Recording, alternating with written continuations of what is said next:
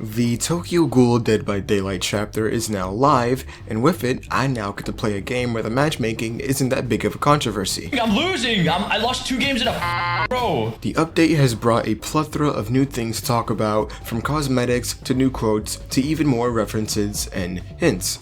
I will be discussing all the ones I could find, and even some follow-up stuff I may have missed that most of you mentioned from the previous video. Without delaying any further, let's start off with Kaneki again, and any updates to him from P2B to live, and things I may have not mentioned before.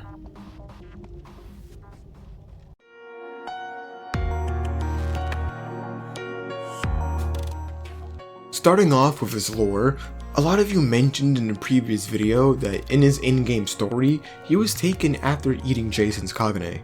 Which means after beating him, he had 2 choices. Either be a part of something bigger and serve an unknown being for its own enjoyment, or be sent to a mediocre and disappointing action anime game.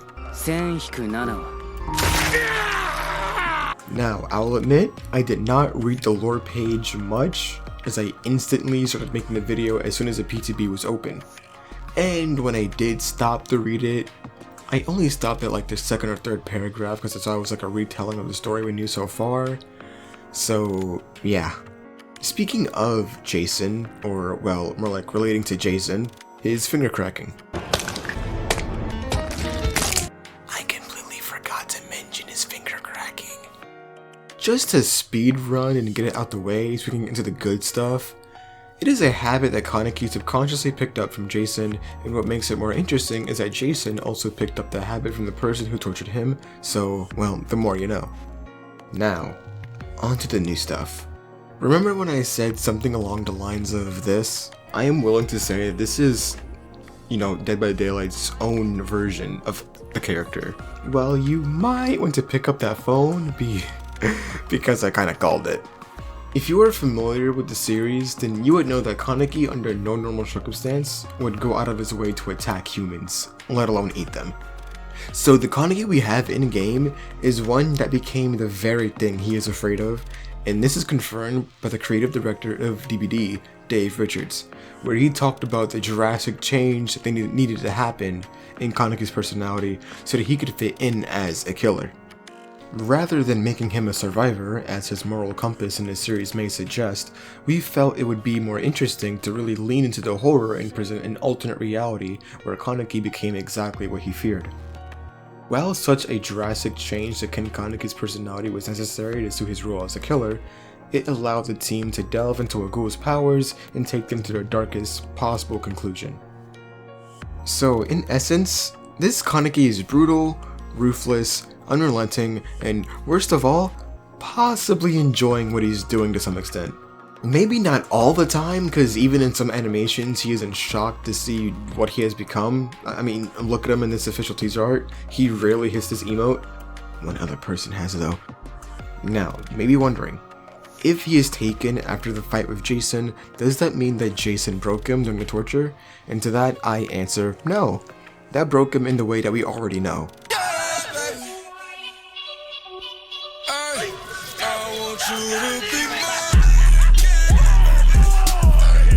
Instead, I think someone else helped when it came to distorting Kaneki's personality this way. In fact, it's sort of the same reason why he changed in the series in general.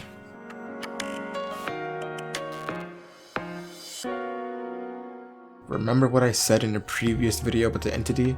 Yeah, take a portion of that and apply it to here.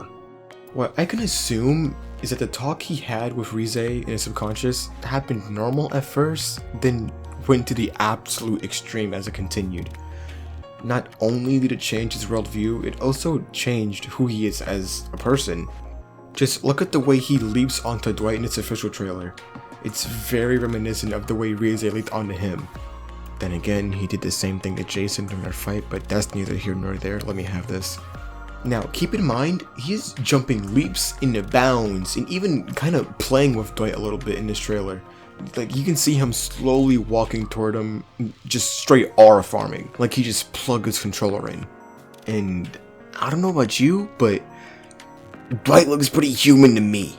So the fact that Kaneki is fine with killing and consuming humans here just screams that something is up. I mean, the only human he really quote-unquote killed had to do himself in. If you know, you know. I mentioned the entity's influence before, and I still believe that it's happening, and it's even confirmed, but with the new information we have gotten from the creative director and the evidence we have now, it's kinda hard not to say that Kaneki is doing this of his own free will, hungry or not. It's a bit of a big pill to swallow for some of us, but the fact this is even a pill to swallow in the first place makes this a whole lot more interesting. To live is to consume others, so why stop at just ghouls?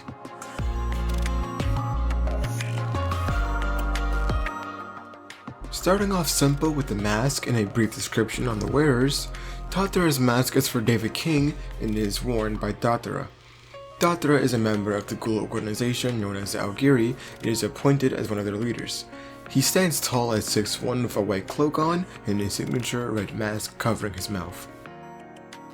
Noro's mask is for the unknown, and I gotta say, this low-key fits like a glove. Noro is another member of the Aogiri tree, and beyond that, there unfortunately isn't much really known of him beyond being very tall and silent, much like his DbD counterpart. Well, except for the silent part. Unlike him, Unknown is pretty chatty. Fukuro's mask is a mask worn by the one-eyed owl. I cannot say much without reaching some real spoiler territory, and I don't want to ruin it for those who are interested in checking out the series, but if you know, you know. Ending off the mask portion, we have Ayato's mask for Jake Park.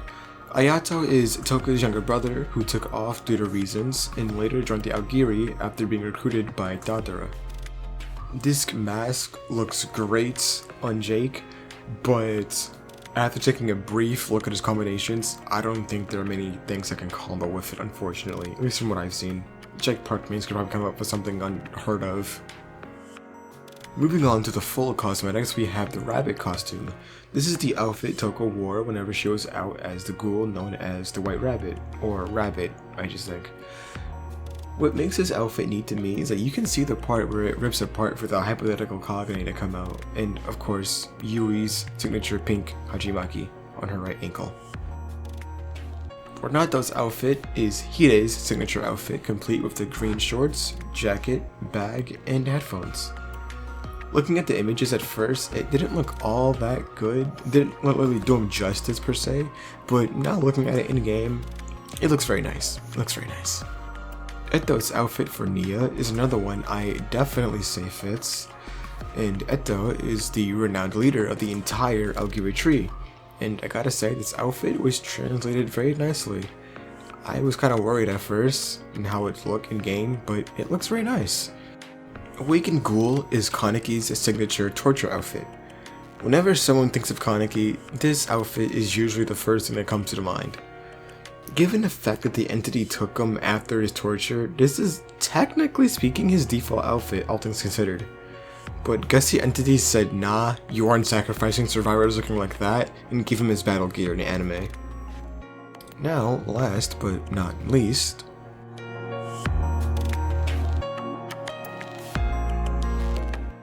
Rize here looks as beautiful as she does intimidating. We can see her holding her hands together, rocking back and forth and swaying left to right, pretending to be all innocent, and let me tell ya, those tricks won't work on me because I'm too busy stuck on a corner thinking about what ifs. If you are tired of Kaneki screaming in game, to which I know many of you are, and want to change of pace while playing the killer, I'd say she is a nice pickup, because then you'd have a crazy chick laughing in your ear, and who can say no to that? She doesn't have a spawn-in animation like Kaneki, but she does have unique quotes, and I will go ahead and cover those.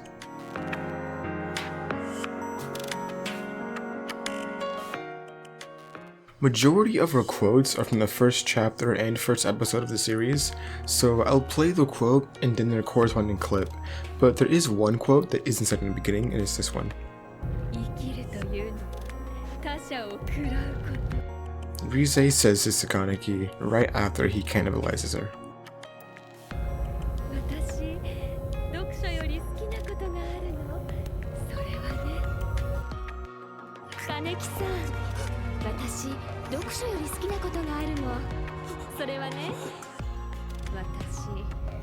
食事の邪魔されるのって大嫌いなのよね。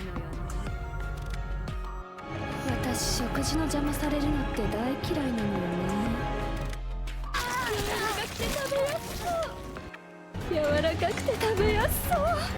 She has more quotes in the menu, and it just turns out that the ones that I have found were the only ones I can attach a reference to at the moment. I initially thought while looking at them that I was able to attach something to them since they looked so simple, but it turns out to have been some weird placebo effect or something because I went through researching and I did not find them where I thought I would find them. So if you know where they are, let me know.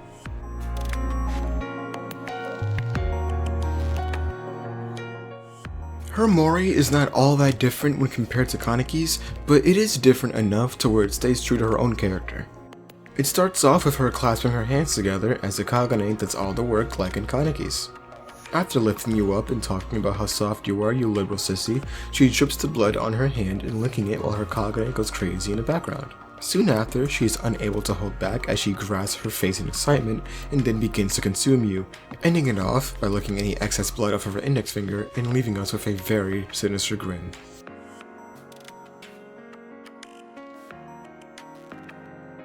Now, some of your comments caught my eye, and I would like to talk about them here, and I would normally reply to them, normal, but you guys left a hefty amount of comments, so if I missed yours or never responded to it, then I am very sorry.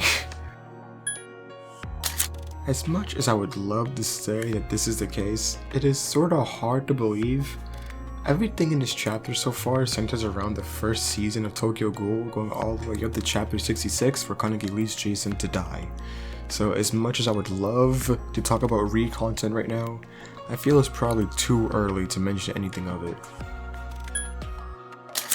Now this is extremely interesting to think about, and I would love to come up with something, but I unfortunately do not have the storytelling or writing prowess to help come up with a satisfactory story for that, so I'll leave that in the hands of someone else.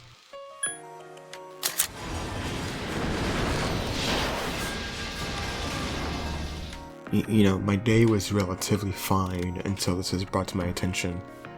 Now I wish it wasn't brought to my attention.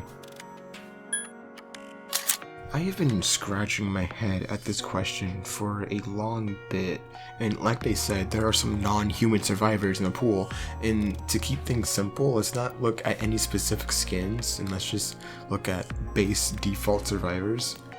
Gabriel is like a clone, so I doubt his meat tastes much different. Maybe it's a bit more lacking in taste, I don't know. But instead, let's just look at like Ice Street and Byramar, for example. They are, as we know, high elves from D&D, and I'm assuming they might taste a little different, but at the same time, it's a bit difficult to gauge, because, just because they look human does not mean they are human, and we aren't really ghouls, so we can't really tell what humans taste like, and look at an elf and say, oh, they taste like yada yada yada.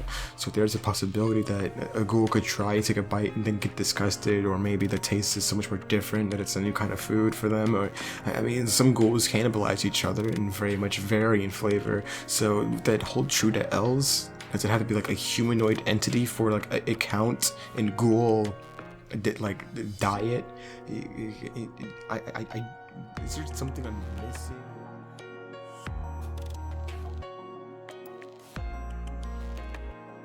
I've been thinking about this for a long while. I asked multiple people what they think, and I still don't have an answer. I know, okay? I tried. I really tried. I have researched this topic for longer than I like to admit, but there are too many variables at hand to where I could not come to a satisfactory conclusion to this question. The closest I have gotten is asking people what they think a high elf tastes like. And even that isn't much closer to the answer because it's our human perception of what an elf tastes like instead of our perception of a ghoul. And we sometimes barely know what us humans taste like the ghouls. One person said that elves would taste like organic food, another one said that elves would taste like agave, and another one said like chicken, and it varies from each different race of elf, but I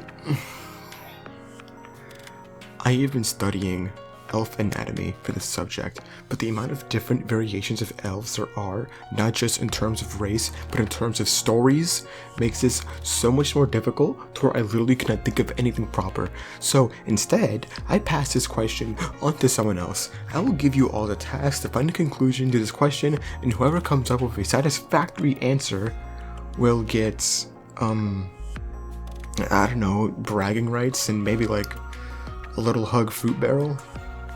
Sounds like a plan. Cool? Cool.